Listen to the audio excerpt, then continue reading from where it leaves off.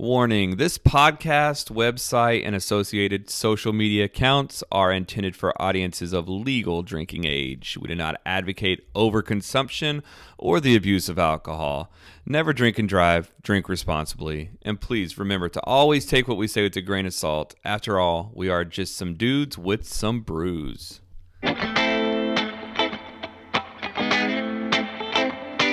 We started out by crawling out from under the thumb of the man.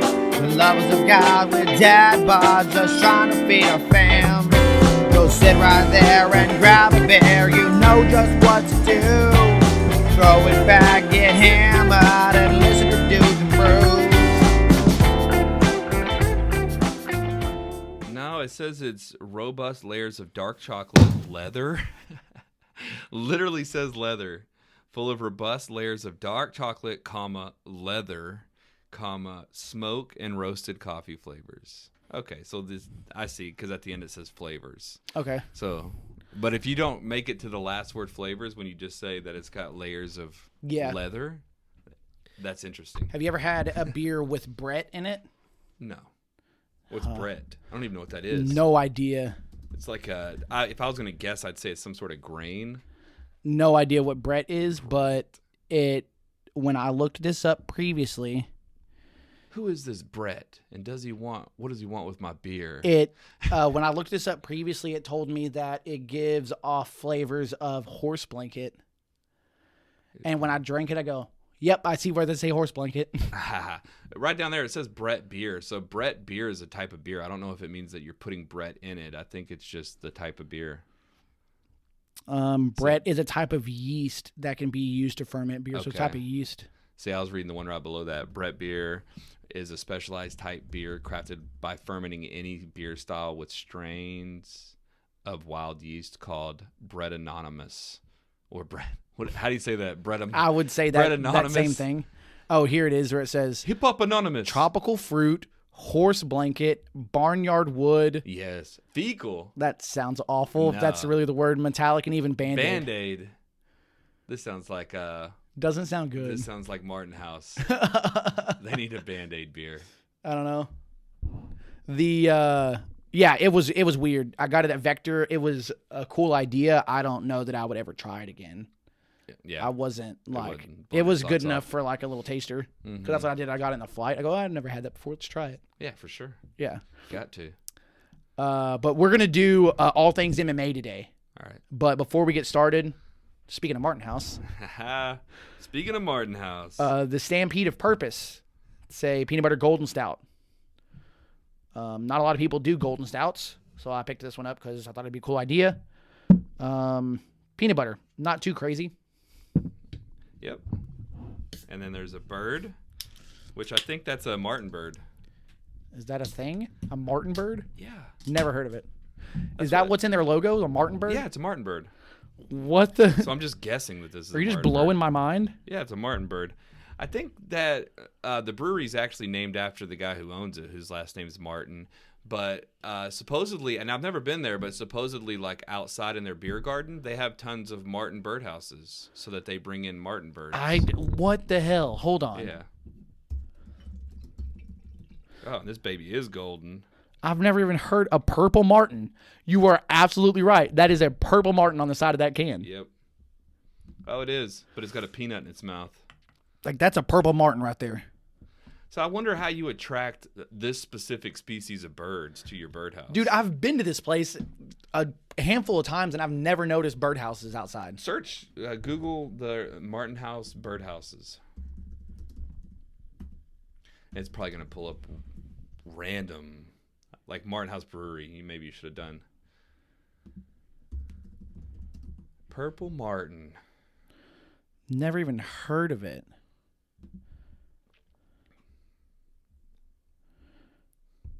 I'm sure that, it's got some peanut butter in it, dude. Look at that. It's got the Cody floaties. Oh, dude, yours is floating hard. Oh, yeah, dude, so is mine. Floaties. Those are chunks of peanut butter.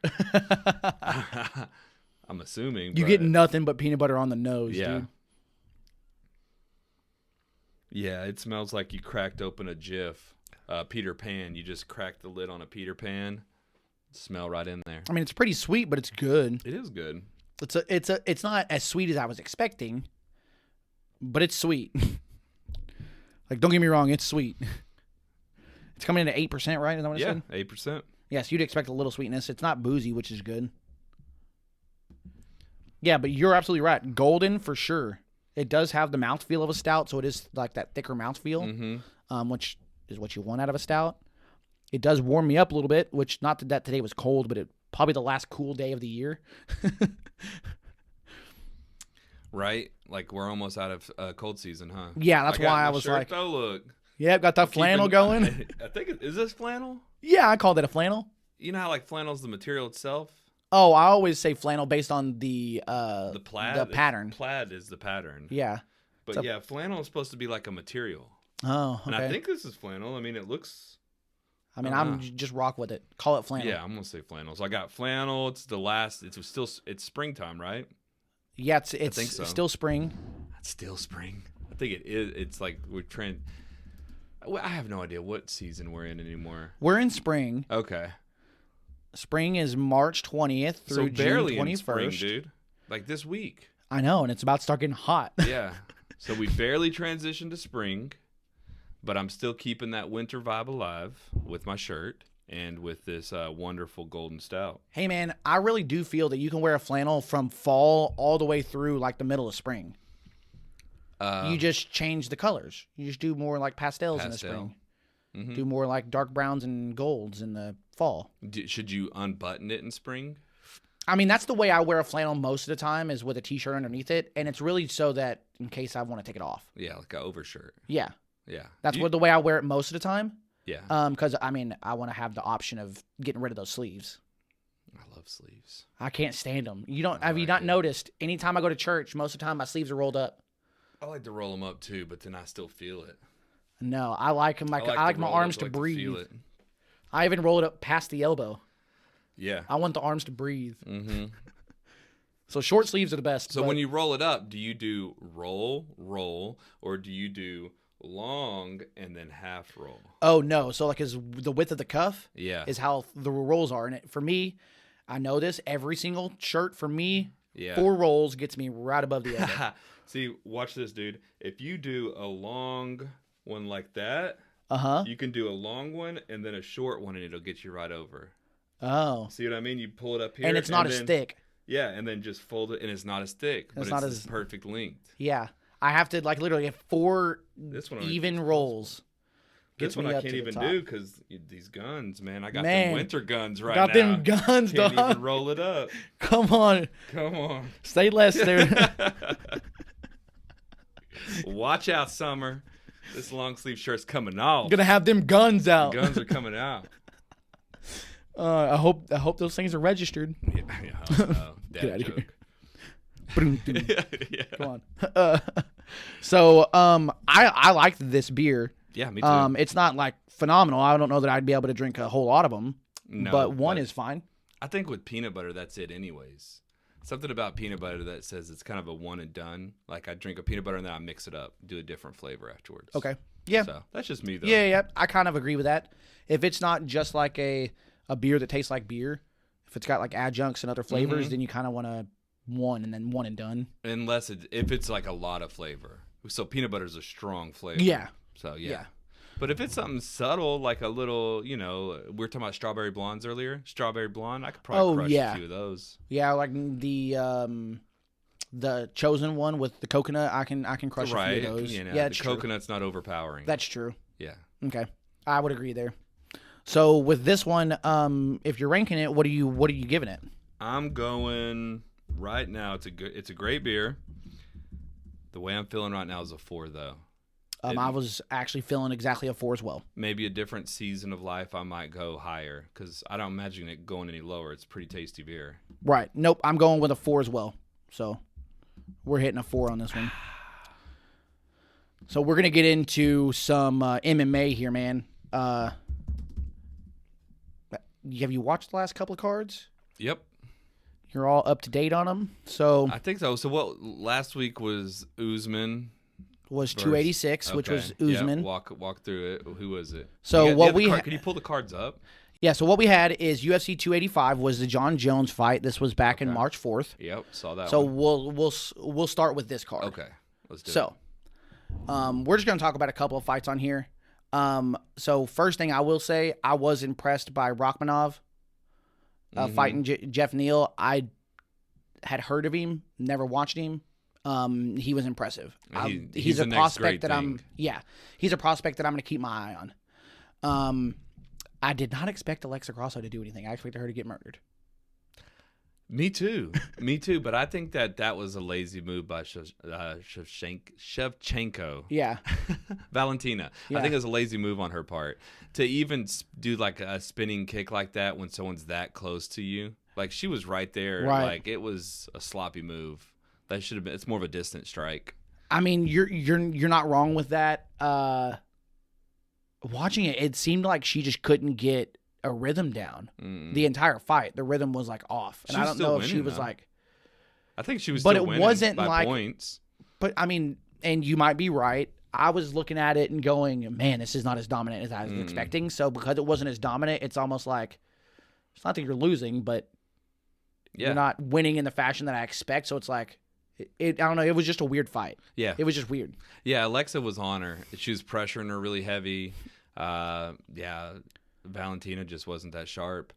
She was pressuring her, and then once she got to the ground, she's obviously a very strong wrestler. Right. So, which is weird because Valentina's got some good wrestling skills. Yeah. It did not look like it that night, though. Well, when someone who's got great wrestling is on your back before you even hit the ground, that's different than just defending wrestling. It's like, you have to have really good wrestling to get someone off your back. And so that's where that spinning move was really sloppy because she let her grab her. She had her from behind before they even hit the ground. Yeah. So like now that you say this, most of the grappling that I've seen Valentina done has been on the offense.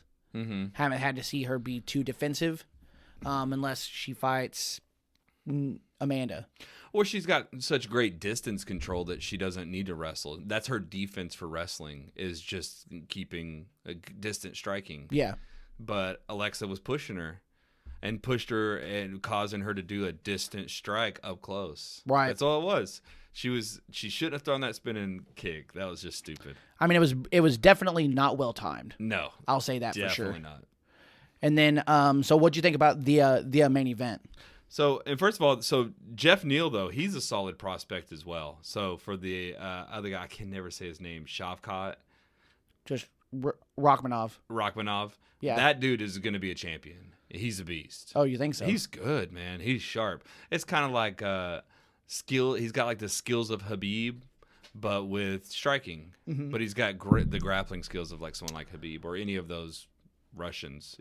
And he's from like Russia. Croatia or something, right? I don't know where he's from. He looks Asian, but he wears like that Russian hat. It's a different hat. And then his flag, I'm like, what country is that flag from? Let's just find out. Yeah. So yeah, it's definitely a tiny little country somewhere. Yeah, where's he from? Fighting, I mean, Kazakhstan. Yeah, isn't that where like Bruno was from? Maybe. Like a tiny little village in Kazakhstan? No, not Bruno. Bruno's like the was the French gay guy, right? Okay, not Bruno, but the other one. Borat. Isn't that where Borat was from? Which is funny because it was a tiny little town. Let's Borat. See. It just says United States. Kazakhstan. Yeah, Kazakhstan, but it says it's a fictional Kazakhstan, so this is the real Kazakhstan. Yeah, he was born in Uzbekistan, fighting out of Kazakhstan. Yeah, so like I don't know where that is, but either way, this dude is nasty. This guy right here. I had never heard of him until now, so like he's a prospect that I'm gonna watch for sure. He's sharp. He's somebody that I'm gonna keep my eye on. Check out his last few fights because he's fought some pretty sharp dudes coming up, and he's like flawless victory every time. He's kind of like Khamzat, where he just looks way dominant compared to his opponent. I can't stand Khamzat though. I know. I like his fighting style. I don't like his personality. His personality rubs me wrong. Mm-hmm. They're very similar. So look, Neil Magny made him look easy. Yeah, Alex Oliveira, like Cowboy. Yeah. These are like good opponents, and he's like flawless victory to every time. Right. So That's what I mean. They were. So this is the thing. Guys. He's fought 1, 2, 3, 4, 5 times, and they've all been. Yeah. Either submission or KO. So I would agree that like he is a big prospect. And Neil Magny's got sharp striking and great grappling, and then he took him down and choked decent him out. Grappling. Made it look even. Yeah, I can imagine that. Neil's decent grappling. So for somebody to look dominant, it's like, oh man, this guy's on another level. Yeah, Neil's one of those guys that I think is like he's a journeyman, meaning that he'll be top 15. Yeah, top 15 for sure. But like, he might break the top 10, but if he breaks top 10, he's gonna lose, and he's gonna be back down to top 15. But I always looked at him as one of the grapplers. He's like a gatekeeper. But I think journeyman's a little better because gatekeeper's like not top 15. Gatekeeper's like what gets you to top 15. Oh, okay. Used to be in the top 15 where he like hovers in there. Yeah. But like Neil, he always had such good grappling that like. I never was a fan of him. But I'm like, oh man, this guy's such a good grappler. Chances are he's going to win this fight. Like he's got good grappling and he beats good opponents himself. So for somebody he to come has in and make pulled him off look some that, stuff. That amateur, this guy's next level. Yeah. All right. So, anyways, you were talking about heavyweight, John. No, Jones. I was just going to ask you, like, what did you think about the main event? I honestly think it just exposed the whole heavyweight division. So I will tell you this: going into it, I thought, well, John Jones is going to win this fight. Yeah. He's going to grapple. He's going to be the better grappler. He's going to be a sharper striker. He's smart. As good as Cyril Gane is, he's not John Jones. Yeah. I hate to say that John Jones is on another level, and I go, I think I even heard this in the media. If Francis Ngannou can take you down, John Jones has been wrestling his entire life. He's going to be able to take you down. Yeah. And he's going to do it with ease. And it just looked to me like Gane gave up almost. Yeah. That's how it looked, so sloppy. Gone through one kick to the nuts, didn't throw another strike. Yeah, he didn't. And got choked out. Mm-hmm. And I'm like, it just looked like he didn't want to be there. Like, it just looked like he just crumbled in the spotlight. So, like, I don't have... Yeah, that's just what I see. I think I have a different take on it. The way I see it is, Gane has he's got really great striking, and he understands what it means to set up a good strike, and he can identify when he's not able to set those things up. And Jones' fight IQ is so good that Jones was just able to keep the distance, able to throw enough to stay busy and kind of control where the things were moving. Gane was on his back feet the whole time. Yeah. So he was having to be concerned about am I going to get against the cage? I don't want to get against the cage and get taken down. That he was I think John Jones's fight IQ was just shutting down all of Gane's plans. So everything Gane was doing footwork wise to set up strikes, Jones was doing the perfect thing like he always does. Mm-hmm. And that's why John Jones is great. John Jones's grappling is not the greatest. His striking is not the greatest. It's his fight IQ and his just physical abilities. He can move. Best mixed martial artist. He's just a really he does great, all of aspects of MMA very well. He does it all really great, and he does have a good chin too. Yeah, and that's it. And he just not that he had to take a shot here, but and he's so smart. He doesn't get wrapped up in firefights for sure. So that's what John Jones has working for him. So because Jones didn't look that sharp, he threw a left hook that if Gane wasn't on defense could have knocked him out. Right. Yeah, his striking didn't look phenomenal, but he didn't need it. Yeah. Jones threw a big He did what I thought he was going to do. Swung at air and then did a slowly spin around because he swung so hard he spun himself around. Right. And then Gane just wasn't ready to capitalize on it because John Jones was just shutting him down so much. He had Gane on defense, just thinking and That's a lot of stuff that you saw in 2 minutes. Because it was a good fight, dude. I was blown away. In that 2 minutes, I was like, wow, John Jones really exposed the heavyweight division. Yeah, I think he could beat most of the heavyweights, if not all of them. So, as it stands right now, is John Jones the greatest fighter to ever fight in MMA? Well, is he the greatest of all time? So pound for pound, this is a hard. No, thing. I'm just saying. In general, is he the greatest fighter to ever fight? I don't think so, because I think greatest fighter can be translated differently. So I think greatest fighter would be like with the greatest skill set, and I think there's other fighters with better skill sets, but I think John Jones can beat them because of his size.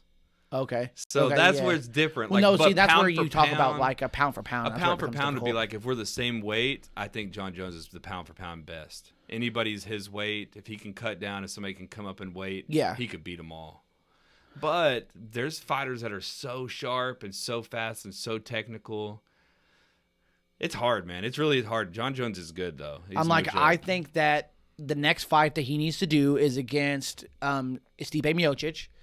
And if he beats Stipe, which I envision him doing so, he's the greatest of all time. Like, it solidifies it, and they need to give him a go. They need to give him a belt that says it. Like, they need to do something. Yeah, I agree. To go, dude, he has never looked bad. Yeah. I mean, in his worst fight, which I thought was a fun fight, but his worst outing was when he fought Gustafsson. Yeah. Or the first time. The second time he destroyed him. Second time made it look easy. Yeah. Again, he just outsmarted him. But the first time, from what he said, and I believe him based on his lifestyle, he was up doing coke all night. Right. Like, I believe it too. And that was his worst outing, and he still went out there and won that fight. Yeah, and Reyes, that was a pretty bad performance against Reyes as well. But it wasn't awful. See, I disagree. Rewatch that fight. You think that Jones won, obviously? Yeah. Yeah. I rewatched it because everybody was talking about it, and Reyes will not let that go. He won't. Because he won't let it go. He's not going anywhere. Yeah. They had a round table of people who have lost to John Jones. Did you watch that before the fight? Oh, no. They did a round table. Sad. Dude, it was a bunch of people, so it was like DC was hosting it. I'm sure Anthony Smith was there, and he's always real well spoken. I love Anthony Smith. The dude's level-headed, and he was the most reasonable person there. Oh yeah, he's very level-headed. He's able to say this dude's just better than I am. Yeah, he was clearly articulating. And then you see Reyes, and he might as well have had his arms crossed, and he was just pouting, and he's like, "I beat John Jones." Dude, it was so embarrassing. He even tried to get the crowd to say it. Like, who do you guys think won? Really? And it was just really embarrassing. Like, rewatch it. He slipped a lot of those shots. Live, it may have looked like he got hit, but he slipped a lot of those shots. Well, and that's the problem with John Jones is it's his strength and it's his weakness, that he's really smart, but then that makes him not be as active as you would want him to be. Right. So whenever he's barely slipping things, you're still allowing the other person to throw a bunch of shots, where what we would want is for John Jones to turn it up. Just turn it up for one or two combos. Yeah. And then kind of get everybody back on your side instead of just constantly slipping and doing enough to, like, not get hit. Yeah, he's doing enough to not get hit. He's doing enough to hit them, and he's just staying busy. He's being smart. He's not trying to make any mistakes.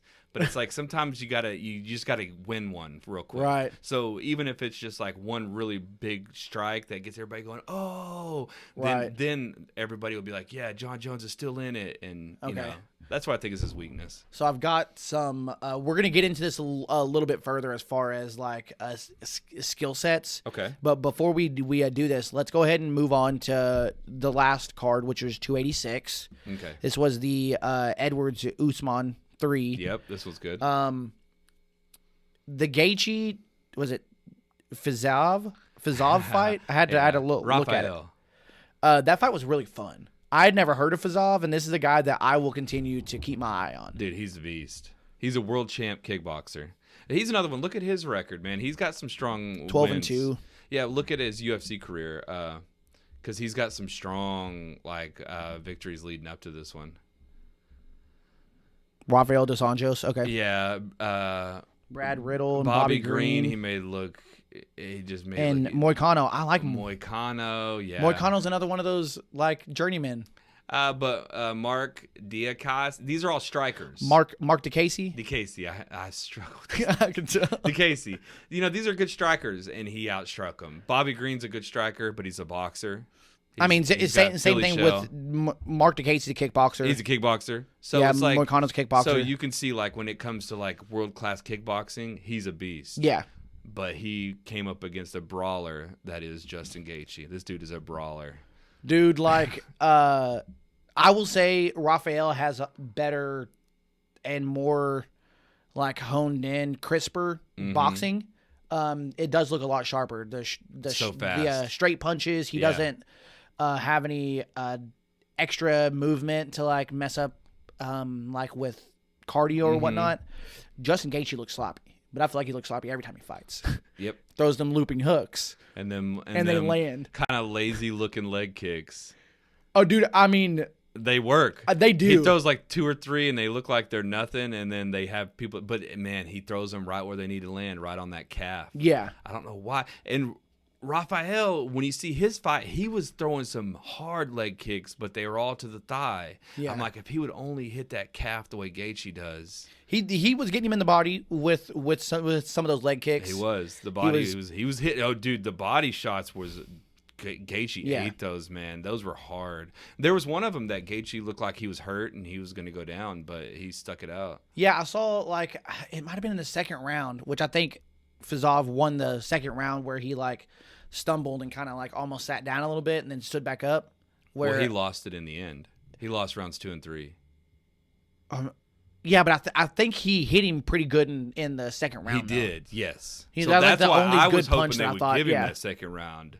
I knew the third round was Gaethje all the way. It all came down to that second round, and it was really close, but Gaethje was landing more. But Rafael hurt him. Right. No, that third round, he started using the jab, Gaethje did, which, I mean, I'm a boxing like purist when it comes. So it's like you start with the jab. Yeah. You use the jab a lot, and he doesn't. But he was using the jab a lot in the third round, and that's what was setting up the uppercut. Oh, yeah. That uppercut was nasty. So Leon Edwards and Kamaru Usman, what were your thoughts after the fight? I thought it went the way that it should. I thought Leon was doing great.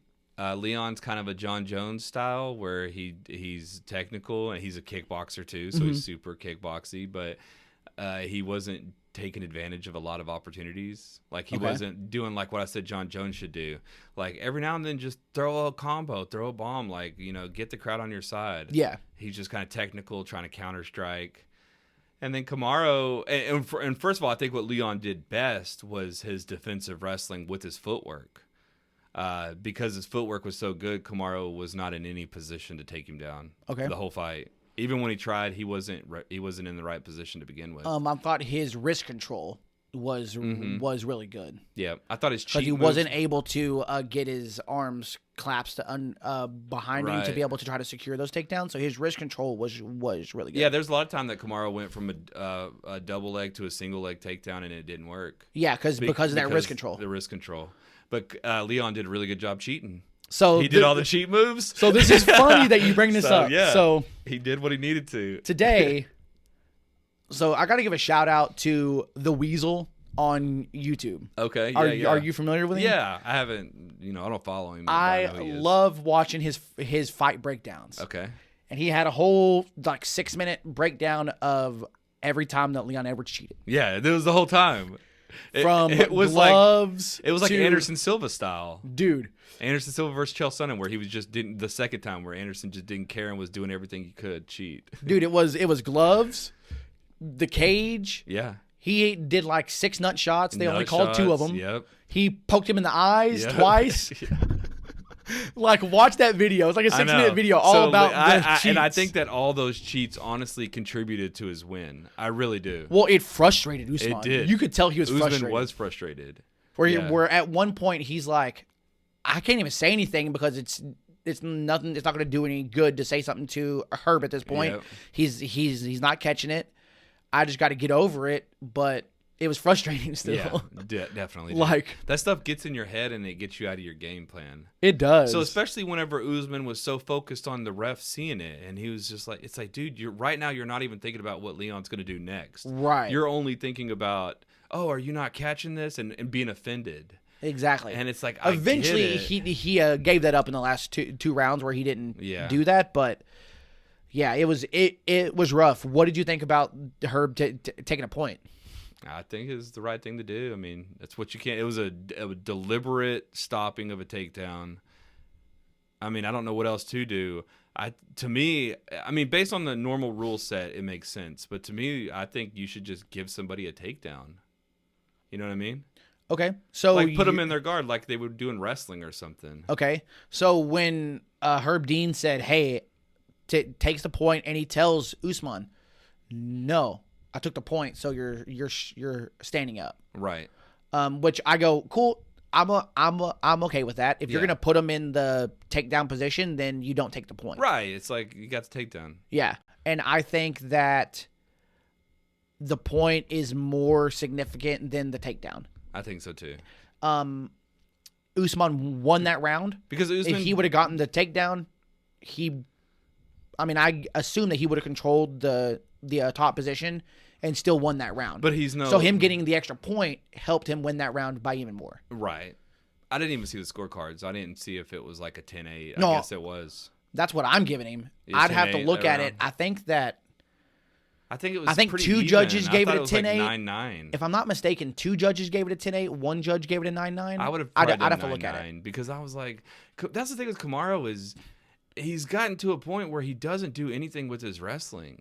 He's not Habib. If that was Habib and you put somebody underneath Habib, not only are they not getting up, but they're going to be suffocated and so beat down and demoralized by the end of that round that they lose the fight.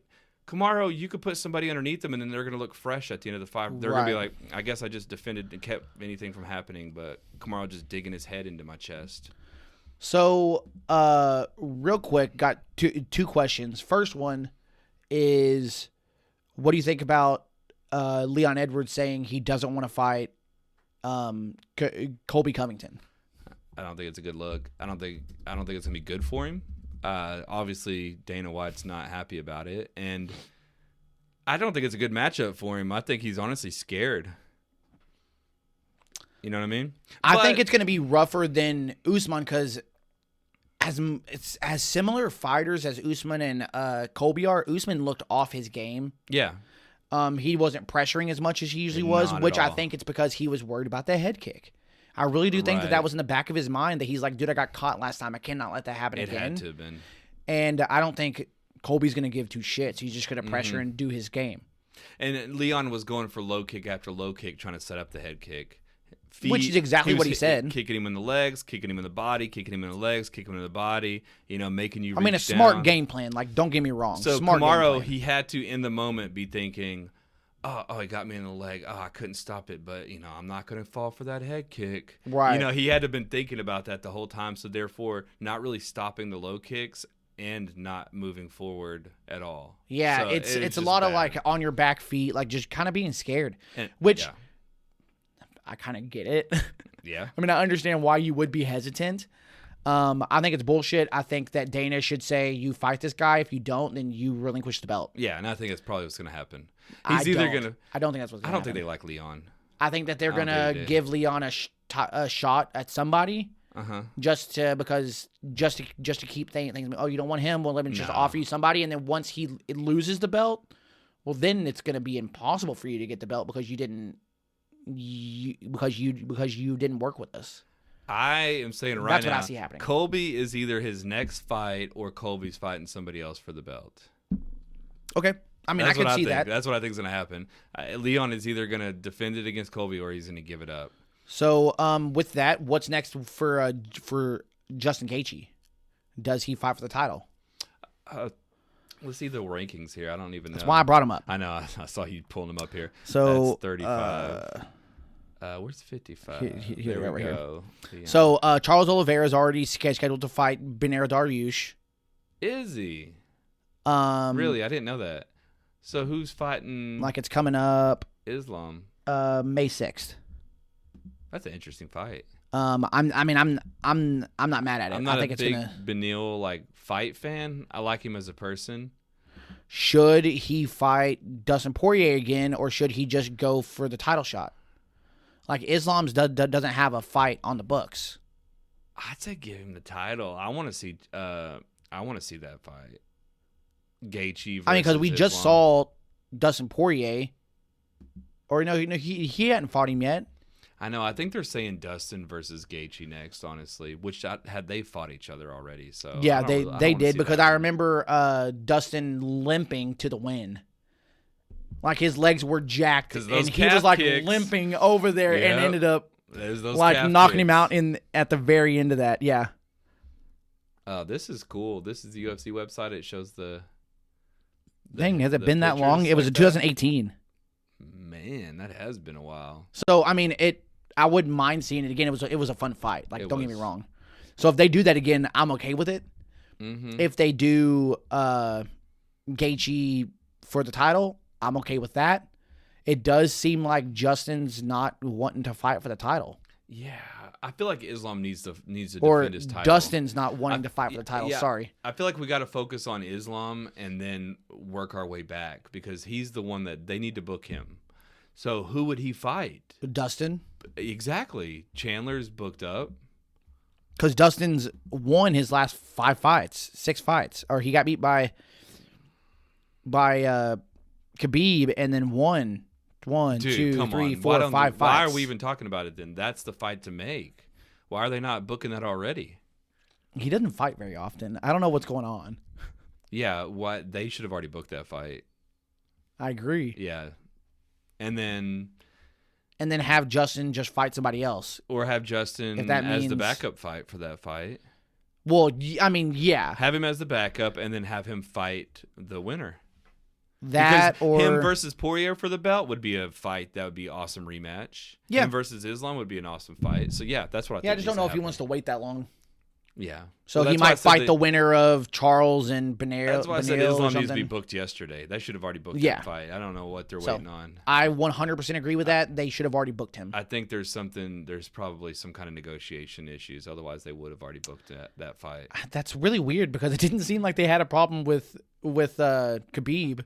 I know, but like right now, we just looked at the rankings and it's like, oh yeah, that's the obvious thing, and it's been a while. I mean, so you would think the same thing that happens in the war room whenever they're looking at all the fights, and then they have to say, yeah, this is the obvious fight to make, and then they should have already made it. I mean, that's what I would think. Even for fight week, UFC fight week, they could have 2 title fights. I mean, that's not what it's called. International fight week. Yep. I mean, I know what you're talking about. But yeah, they could have 2 title fights. I mean, he fought Volkanovski in February, so he fought him last month. Yeah. So I mean, it's not that. I mean, I just for a champ they book it usually fast. And I agree, but I'm saying like, okay, cool. They've waited a month. I'm not as upset. Yeah, I totally forgot about this fight. Yeah, I did too. Because it wasn't that wasn't that long ago. Wow.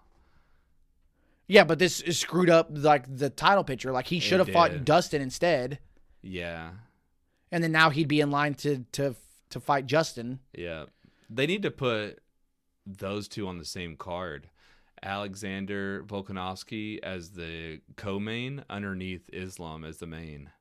Yeah, I think that'd be fun. You know what I mean? So that we could see like, hey, we saw these guys fight each other last time. There's a big dispute over who won. Now we get to see them against the top contenders in their weight classes, and then it'll start that whole conversation around, ooh, Volkanovski's really should have won that. And it just causes a lot of conversation. Yeah, no, I like that idea. I'm not mad at that at all. So got a couple of questions for you here. Wanted to get your opinion on some stuff. So, what do you think about Michael Chandler and Conor McGregor in the Ultimate Fighter? So I'm excited about that fight, and I'm excited about the show as well. It's already done filming, right? Like I think so, yeah. And it's I'm sure it's gonna come out in the summer.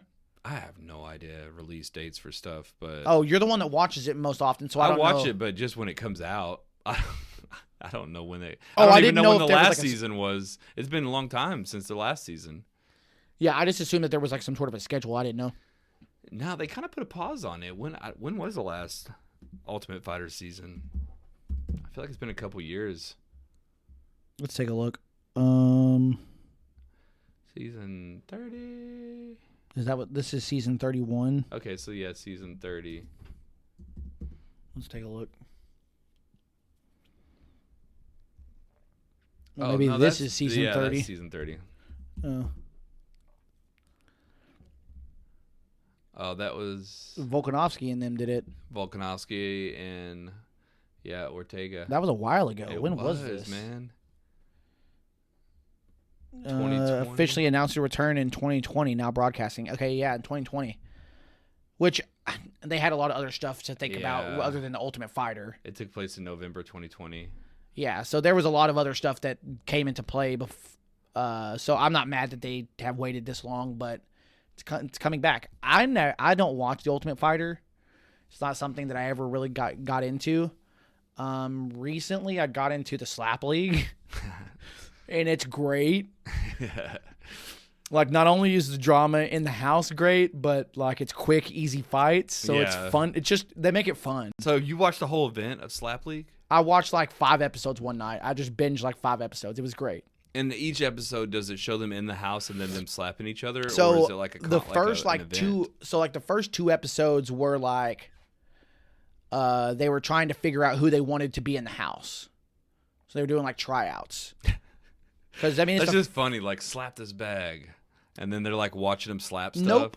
No. The tryouts were you're competing against somebody, so they matched people up for the tryouts. Okay. And whoever won, if they thought they won in dominant fashion, then we'll send them to the house.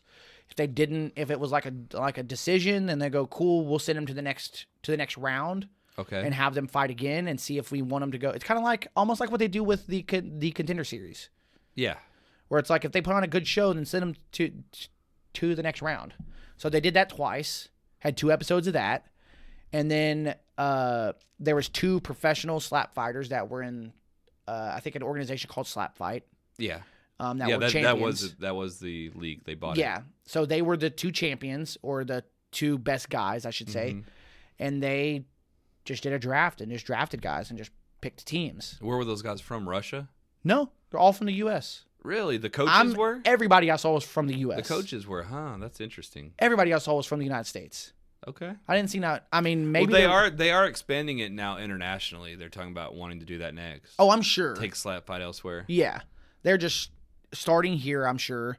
And then the first episode of after they picked teams, they went in and they did what they called a combine. So you familiar with the NFL Combine?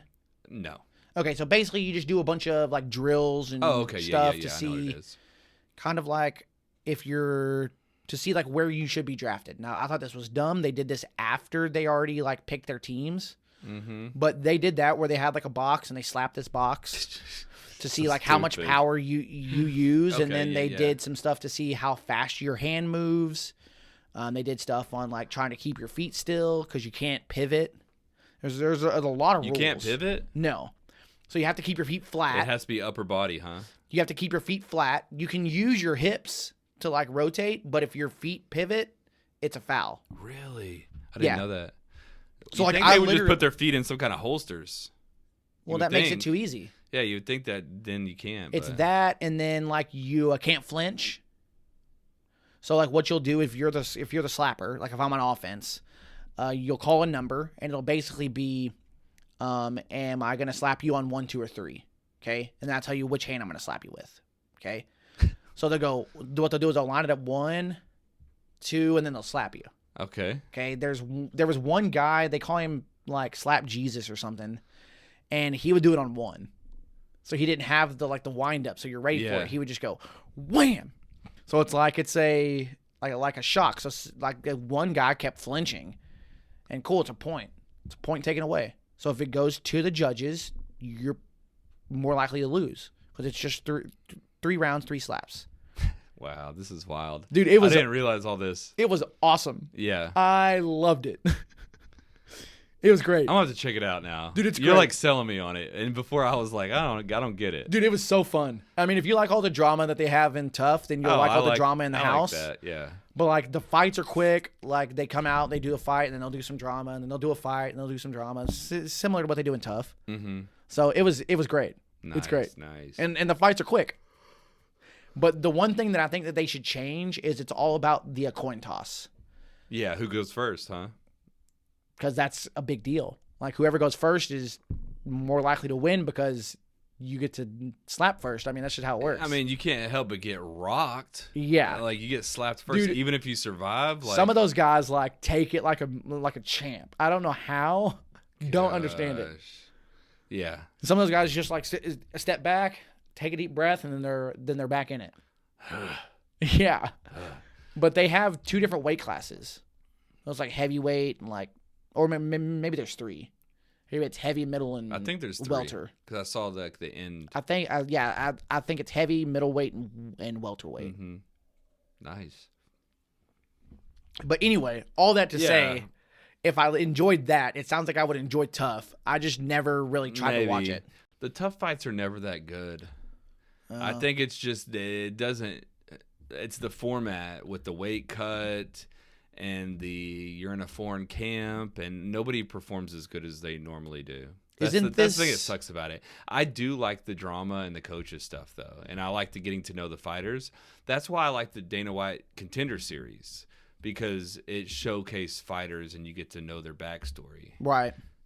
So I like the Contender Series. I got really into it. I just don't watch every episode. So, isn't this a redemption season where they're bringing guys back? Right. I know absolutely nothing about it, other than the 2 coaches. Let me see. I know that Connor. I heard about this. Connor apparently. Oh yeah, it says featuring 8 former UFC fighters. Really? And 8 promotional newcomers. Who are they? Does it show them? It gives some of the fighters here. If you recognize any of these, here's some of them. Where? Right here. Oh, Brad Katona Cody sounds Gibson. familiar. Cody Gibson was one of the Ultimate Fighter shows before. Brad Katona, he was in the UFC. Jason Knight sounds familiar. Yeah, Jason Knight is sharp, dude. He's got the back tat. He went to bare knuckle boxing. He's the one that fought Artem Lobov, and they both got cut up too bad. Yes. Yeah. Jason Knight is sharp. He's got some sharp striking. Okay, so I know a few of them. Yeah. Yeah, I like Jason Knight. But it makes sense that he got cut. But yeah, I still liked him. He's a guy who goes out there and brawls and trades, and he looks good. He's got good kickboxing. Yeah. But he stands upright, so he gets lit up a little bit. So so I'm excited for it. I do like the fight more than watching Tough.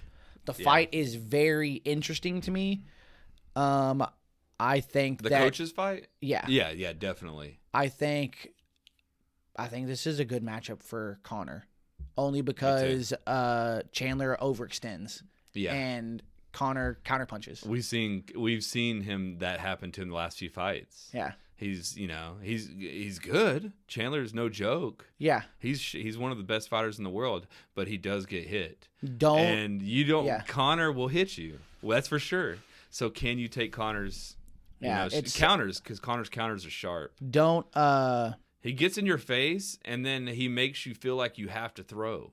Right. Connor does. And then as soon as you throw, he counters. He slips really good. I feel that about Chandler, where he pressures very hard, and as long as you don't get overcome by that pressure and you're able to counter, then you're gonna have a heyday. Yeah, that's Connor's bread and butter is a counter punch. Yeah, 100%. 100%. It's different pressuring for sure. Because Chandler's pressuring you to grapple. He's pressuring you from the third down. Yeah, he wants to land a 1-2, then grapple, and then even strike out of the grappling. He throws that big country overhand where he's like ducking down and throws the overhand because he's almost going for your legs as he's throwing the overhand. So exactly. You're not wrong. It is different, but I just see Connor just seeing that from a mile away. But Connor says, like, I wish I could do a good Connor accent. He's like, "You'll never see me on my back foot. I've never taken a step back." He'll take 2 steps back. I never do. He'll take two steps back and then hit him with the left. I mean, that's what'll happen. Yeah. But that's just what he does. Yeah, if he takes a step back, it's only to counter. Yeah. Otherwise, he's pressing forward. So one thing I wanted to tell you, so I didn't watch the interview, but apparently Joe Rogan had Jorge Masvidal on his show recently. Mm-hmm. There's one thing that he said that I wanted to get your reaction and opinion on. Okay. So this goes back to what we were talking about earlier when it comes to John Jones and like how he fights. And I think that the level of competition has gotten better. Yeah. So like he used to dominate guys. Yeah. Like, he was dominating Rampage and Lyoto and Shogun. He dominated. He finished all those fights. Yeah, for sure. Later in his career, he hasn't finished fights. He's just doing enough to win. Right. So I think that's because the competition has gotten better. What Joe Rogan specifically said to Jorge is that the competition that is out now is way better than what it was. So when GSP was fighting, he was fighting guys that were good for the time. Right. But everybody that's in the welterweight division now better than GSP's competition. 100%. And what he basically is saying is that because the competition is so much better, even GSP got beat by guys that he doesn't think would stand a chance. Yeah, I agree. Nowadays. Basically alluding to the guys that are fighting today in the welterweight division are better than GSP. I just, that's a hard, so I thought that until GSP came out of retirement and fought Bisping. I thought the same thing. GSP, he was only good for his time. He fought guys that was like from an old guard, and GSP was one of the first truly mixed martial artists to come in, and he came into a division that was either striker or wrestler, one or the other, and he mixed them together really well. But then, and of course, Bisping had one eye, and he was kind of at the end of his career. However, GSP took such a long layoff to come back and look so good against Bisping at a higher weight class. When Bisping had been active and was at the top of his, like, you know, had the belt, I'm like, GSP's still legit either way. You can't discredit him, but you can't discredit his competition. No, I mean, you can't discredit what he did by any means. So what he says here is he says, I think the level of competition he faced is higher. Yeah, for sure. GSP was so good, he raised the bar. Yep. But you look at GSP's victories, he beat some very good guys, but I think the guys Kamaru Usman beat, Colby, Jorge, Tyron, I think they're just better. So in the end, I go, do you really think Jorge Masvidal is better than GSP? No. Come on, Jorge. That's what I said. I had the same reaction. Come on, Jorge. Don't throw Jorge in there. I had the same reaction. I'm going to pull a line out of Colby. Jorge's a journeyman. Always has been. Jorge's sharp and he's fun to watch, but come on, GSP would dominate him.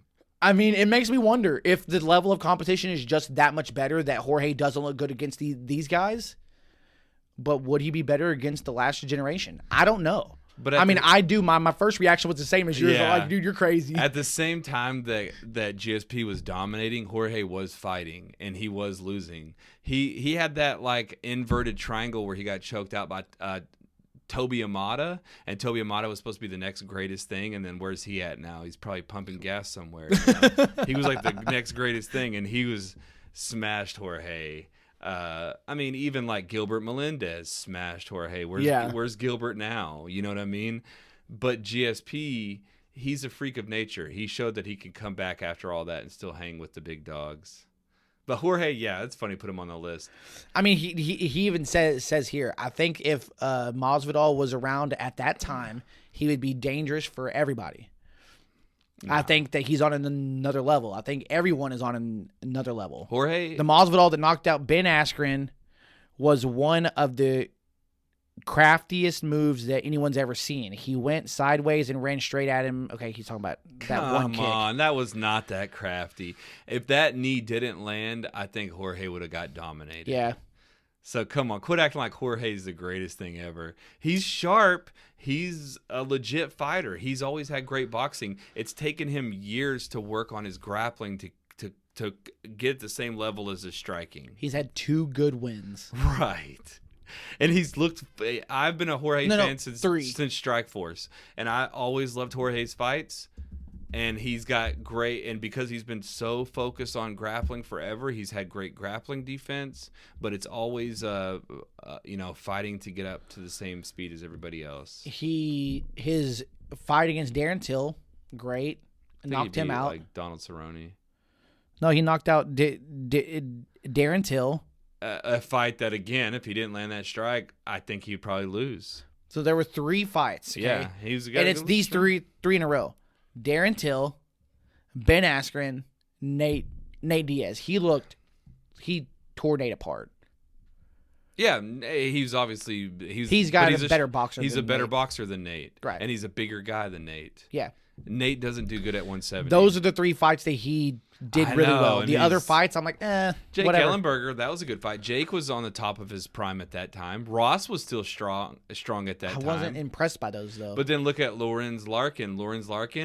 World class. Oh, this is when he lost a bunch of split decisions. Yeah, because he's always like really close. Split. I think he beat. Yeah, all those guys are sharp, and all those fights were fun. Yeah, he had even Darren Cruikshank. Darren Cruikshank was an awesome kickboxer.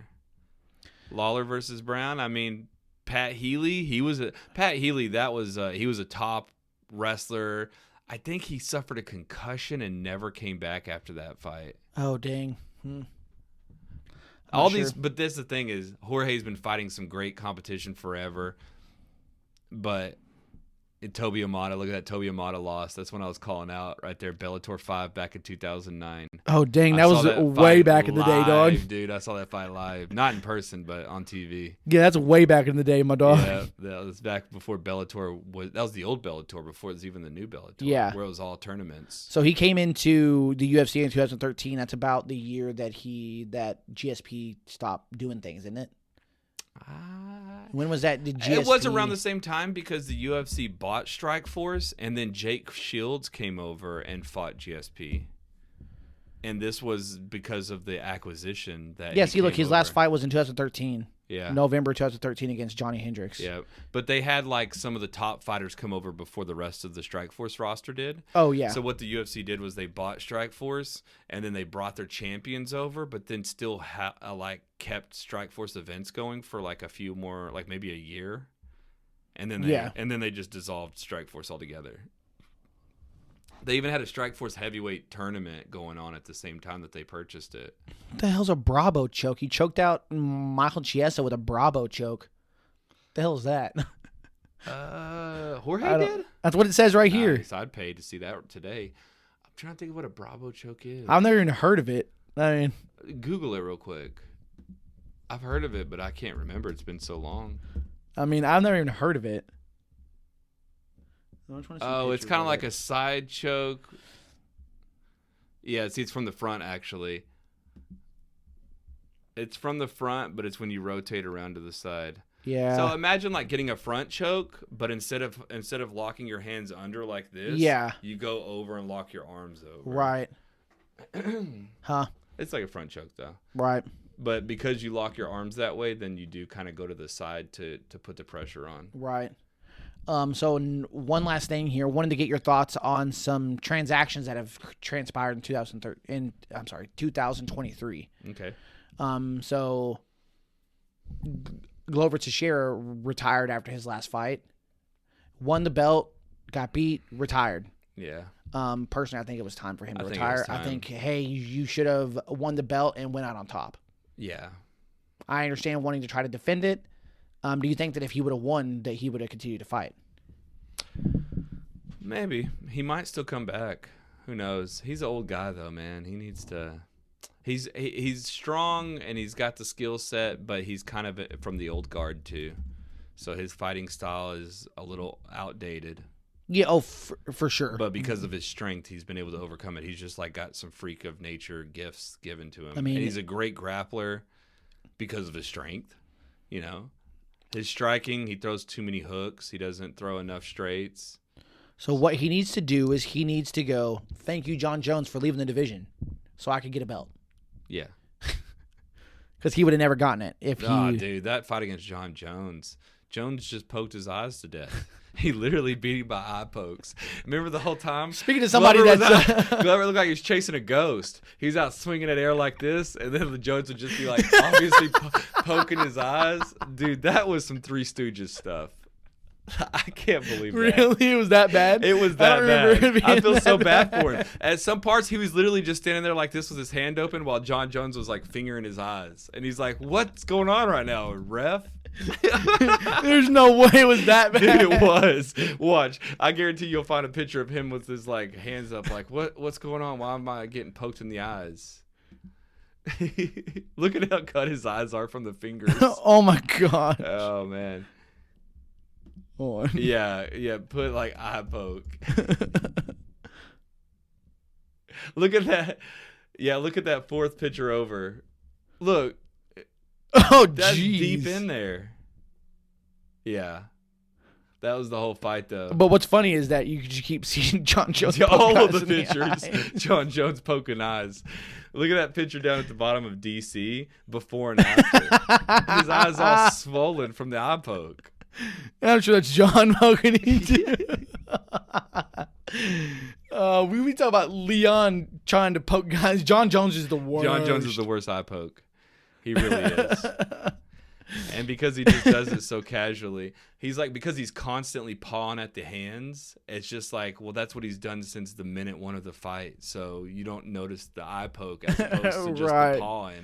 Even if he's just pawing and he scrapes your eye, that's not good either. He's constantly just throwing. And then even if he's not getting close to your face, he's stopping them from pressing forward. Well, because his fingers are always out there. Yeah, he puts his arm out and he backsteps, and his hand's not straight up. It's like this. It's right. So people are fingers like, out. People are like, if I try to go around it, he's just gonna go doop, right, and they know it because it's already happened 15 times in the fight. So this picture right here, yeah, the before and after.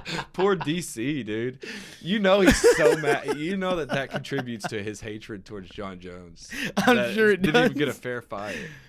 Oh man, that one's awesome. So yeah, but there is a clip though, I remember it, of Glover saying like, "Come on," while Jones is poking his eye. He's just like, "I don't know what to do." Poor Glover. I'm just gonna find it. Oh man. So another thing, Darren Till actually asked for release. I saw that one. What do you think about that? I mean, he said that he needed to work on some stuff. I don't remember what he was saying, but I mean, I think it was time to release him. He's probably really expensive, and he had 3 losses in a row, so he's not top 10. He's lost 4 out of his last 5. And then look, he became the gatekeeper to that dude like Dreykus, Deux, whatever. Like, you know, Duplessis. When a dude comes in and beats you that easily. I mean, that's one of those things where I never thought that he was that good. He beat Don Cerrone. Yeah. Which I love Cowboy Cerrone. Like, don't get me wrong, one of my favorite fighters to watch, but he should have retired a lot earlier than he did. He was huge compared to Cowboy, though. And they're both kickboxers. Right. So they fought at 170. They're literally both kickboxers. Like, that's their style. But then you have a giant world-class kickboxer versus an older, kind of a little bit of a beat-down Donald Cerrone. Yeah. Thank you for not finishing that. What, saying washed up? Yeah, you're about to say. Because he's not completely washed up, but he's a little beat down. He's worn out. He's a little worn out. Yeah. So he needs a refresher. Right. You know. But him beating him, and then I think he got the title shot after that. And I'm like, come on, guy. Yeah. Come on now. And he got knocked out by Tyron Woodley and kind of never recovered. Tyron Woodley submitted him with the Bravo choke. Look at that. Oh, it's that same Bravo choke. It was the same joke. That's funny. Call back to the Bravo. I don't remember. And you know what? I always thought it was Bravo with a V. Oh, I would have never guessed. Until I see it spelled out. So when I saw this announced, I thought it was weird because he's a big name and he draws eyes. Mm-hmm. So I thought it was weird. But when I saw that he asked for the release, I bet UFC was like, that makes it easier on us. The UFC's probably like, yeah, go get a couple fights under you. Let's see if you can, like, you know, improve a little bit. Get a couple wins under your belt. Let's see if you can, like, come back and be worth the money that we're paying you. Right. So I wasn't mad at this. At first, it was shocking, but then when I looked into it, I go, okay, that makes more sense. So they let Kevin Lee go. He goes, fights for Eagle FC, and they bring him back. Did he only have one fight? That's the way I understood it. I think it's against Diego Sanchez, too. I think so. Yeah, I saw the outcome of that one. Why? I mean, it made sense to let him go. Why bring him back so quickly? Why not? I mean, look, 1, 2, 3, 4, 5. He lost 5 out of his last 7 fights in the UFC. Yeah. Gets beat by or wins against Diego Sanchez in a decision. Gosh, you couldn't finish Diego. Yeah, and they fought at 165. Is that what that says? Yeah. Oh, yeah. I don't know. Why would they bring him back so quickly? I don't know why they brought him back. Yeah. Unless they have a specific matchup for him. Makes no sense to me. I mean, he's a fun guy. I'm not against bringing him back. He's a good personality to have on the mic. His personality's good, but his fighting, not good. It's not bad. He's good. Let's see. Who's some guy? He beat Edson Barbosa. He beat Michael Chiesa. So Trinaldo, this fight, he was talking shit about. I remember that. Efren Escudero's a world-class wrestler. He's like literally a national champion wrestler. So Leonardo dos Santos, like world-class grappler, jiu-jitsu guy. So, he has the ability to beat some of the best of the guys in what they do. But that's also been a while. It's 2015 when he beat that guy. Chiesa was probably his highlight moment because that was the toughest fight for him. Do you remember this fight? I do. And I think when he did this to try to like flex his neck and they thought he was like passing out. Oh, Chiesa did. Do you remember that? You're right. It was an early stoppage. I mean, in the moment, I didn't think it was bad, but like looking back at it, I go, yeah, maybe that was a little early because he got up immediately. He was not out. Yeah. Gillespie, he beat Gregor Gillespie, who's like, I don't know where that guy's at. That guy was like an upcoming prospect that... Gregor was always fun to watch, but again, I didn't him. Pan out. Yeah, look, he's only fought once since then. And then... It's just crazy because it's his only loss. Where is this guy? Dude, he's like, I think that they just didn't like him. Because he's a wrestler. If you're just like a Usman-style wrestler, it's going to be a tough road for you. They want you to throw in some strikes in there. Yeah, it says he currently competes, so he's still under the roster. Yeah, he's on the roster, but, dude, it's been since 2001. 2021, yeah. Or, yeah, 2021, not one. That's a while ago. I know. And then did you hear about all of the Francis Ngannou drama? Not necessarily. What's the drama? So his contract was up. He's ready for renegotiation. Mm-hmm. They don't come to terms. So he's like, I'll see you guys later. Right. I knew about that. Now, do you know why they didn't come to terms? He wanted something outlandish. Are you talking about UFC negotiations? Yeah. Yeah, I don't remember what it was he wanted. So basically he's like... box, I think is what he wanted. Well, I mean, so this is what I understand now. He's going to do one boxing match, and then he's going to go back to MMA, and he's looking at trying to sign with either Bellator or PFL. Yeah. Because Dana basically said, yeah, I'm not saying never, but he'll never fight here again. Right. And basically what I understood, I watched one clip, and I understood that he was trying to, like, bargain. Right. Basically saying, like, it's not about the money. It's about helping everybody else out. Right. I want health insurance. Yeah. Like, he was like, well, health insurance was one thing, and I think retirement was another thing, like some pension plan or something. And they said no. So he's like, okay, cool, then I'm not going to fight for you guys. Yep. And I'm like, cool, good on you because you're in your prime. I don't think good on him. Who's going to give him health insurance? Nobody. But what I'm saying is you need guys like that to step up against the UFC. I don't think so. I think that they just need to. I mean, the money's there, dude. The money keeps increasing. They're becoming more all-stars. It's just a slow thing. The NBA did not start as the NBA overnight. It took years before those players were making millions of dollars and had all the benefits that they had. UFC's still a baby company. Yeah, founded in the 40s. You know what I mean? Oh, in 46, yeah. Yeah, so like it takes time. You can't just come in and UFC's demand. 30 years old. Right. You can't come in and demand like what other athletes are getting. Now they are rising and they are getting more. Like it's crazy even since I've been watching MMA, like how much money that they make now compared to what they used to. Yeah. And there are tons of benefits, and they even implement like the performance institutes where it's like free training, free doctors, free everything. Yeah. You just got to go to Las Vegas. You should go to Vegas. So they are offering more, but it's like, I don't think that he's in a position to make demandment like that. No, but I thought it was pretty ballsy to go, hey, you're not going to give us this stuff, then I'm just going to take my talent elsewhere. And I think it's the end of his career. No. He'll still, so it's not the end of his career. It's the end of the growth of his career. But nobody's going to watch him anymore. I'll watch him, but it's going to be kind of like, oh, Kevin Lee's fighting Diego Sanchez. That seems interesting, and then I never looked into it afterwards. Right. You know. Well, it's like he's fighting. What happened? That's all I care about is what happened. So I say this. I go, I would say his career is going to end very similar to the way Ben Henderson's did. Yeah. Where Ben Henderson was great. He was a dominant force in the UFC. He lost his title. His contract ended. He went over to Bellator, and he's fought at Bellator for a long time. But do you watch any of those fights? No, but I follow his career. But the same thing, I just see like, Benson fought? Who did he fight? Oh, what happened? Like he's been there since 2016. Yeah. So he's been there for 7 years, and he's had a good career over there. Wins and losses. I shouldn't say a good career. He's had a career over there. I go, so his career's not done as far as in Ngannou's. He'll go somewhere, Bellator, PFL, and he'll still fight.